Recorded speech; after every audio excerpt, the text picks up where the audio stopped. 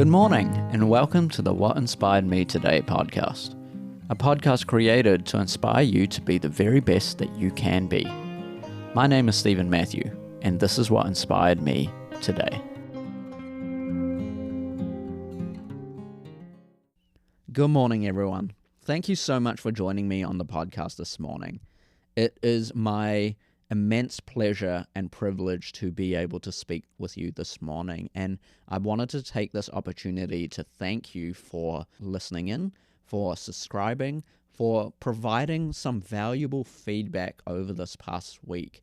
It has warmed my heart, and I have felt so overwhelmed by the number of messages that people have been sending me surrounding this new format, and how much they love it, and it has been truly a wonderful and overwhelming experience to come back into podcasting and seeing how many people have received it around the world. So thank you from the bottom of my heart, and I hope that you find value in this as we continue.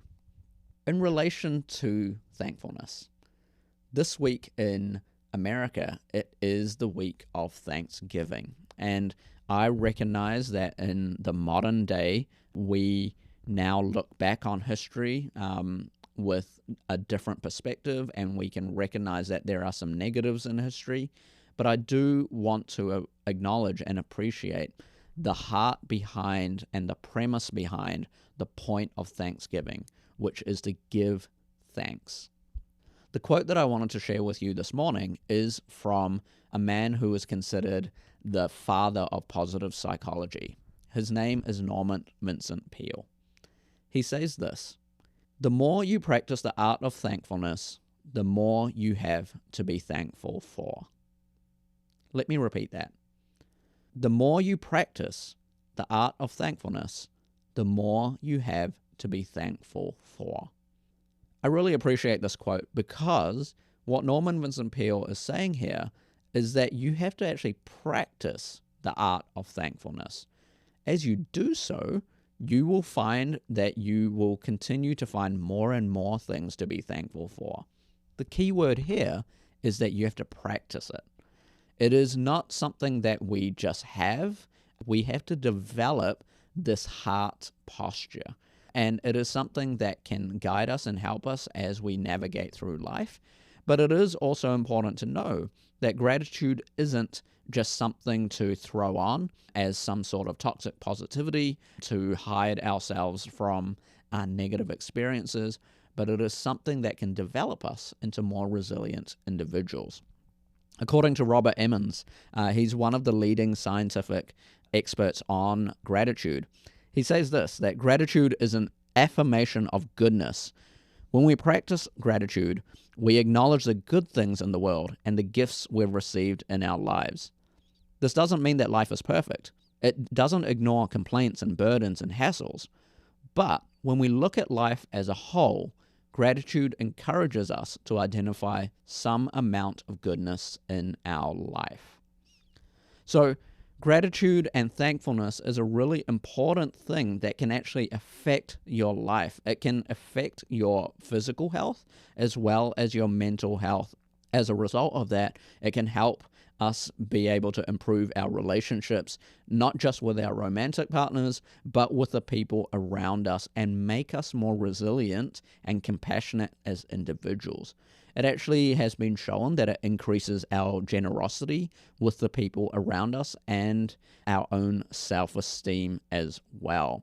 And so gratitude is a really important thing to practice because it has all these overall beneficial things, not only for us, but also for the people around us as we practice it.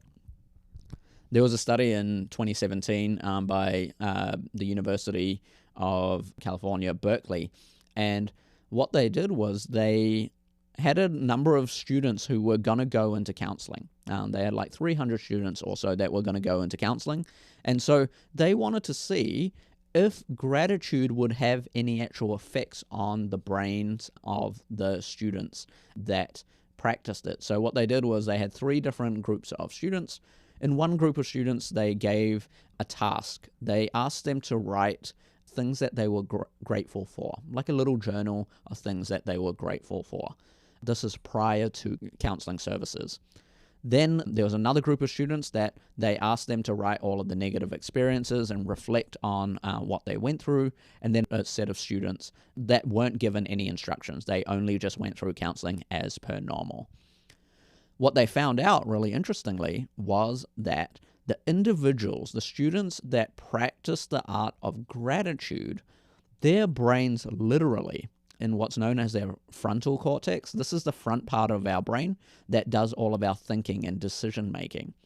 When they did brain scans on all of these students, they discovered that the students that practiced mindfulness, that practiced gratitude in particular, their brains, their prefrontal cortexes, were firing way more in those regions there. So their brain chemistry actually was changing as a result of practicing the art of thankfulness and gratitude. And so I wanted to encourage you this morning that gratitude and thankfulness doesn't just have to be for a week. It doesn't just have to be for a certain period of time. It is something that we can practice on a daily basis. So I want to give you a couple of ways that you can practice gratitude. The first way, and the easiest way, is through developing and keeping a gratitude journal. So you don't have to make this very complicated. It is simply just writing down a couple of things a day, maybe 3 things. So maybe for this week, I want you to try it for 1 week. Every day this week, write down 3 things at the end of the day that you are grateful for. Now, a different way that you can practice this is in person and expressing it with loved ones. So I really love that Dina, my wife, at the end of the day, like before we go to bed, often she asks me, "Hey, Steve, what are 3 things that you are grateful for?" And I reciprocate the question. It allows us very briefly in a moment of time to reflect upon that day and ask ourselves what we're grateful for. Now, this doesn't have to be something that is like really major or anything that's big. It can be really simple things, right? Like, for instance, I am so grateful that in my hour-long commute, I have 2 hours of driving every day just to get to work. I get the experience of seeing how nature changes. In some mornings, I get to see the sunrise.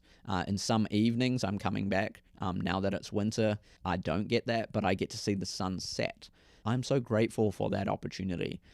Expressing thankfulness to one another and expressing our gratitude for the people around us is a wonderful way of not only spreading positivity and cheer and joy, but also showing that we are attentive and grateful for the people around us. So another way to express gratitude is to tell the people around you, tell the people at your workplace, tell the people in your life, your loved ones, that you are thankful for them, right? And be specific about it as well. What are you grateful for? It can lift someone's entire day and entire mood when you express to them specifically how they have affected your life. I can be a testament to that. All of you who have shared your wonderful feedback to me and how the podcast was that first episode, it elevated my mood. It elevated my entire well-being there. Another way you can practice gratitude is to volunteer or to give back for those that have been blessed with whatever you have been blessed with. To give back time or money or energy, whatever the case may be, it gives you a great sense of well-being when you are able to give back. And as you give back, you will find yourself actually being filled again to be able to continue to give back. And so that is another way that you can express gratitude as well. One really simple way that we might not think about often is simply saying thank you. Just saying thank you to people when they have offered you something or when they have provided a service, it fosters this positive environment around us as well.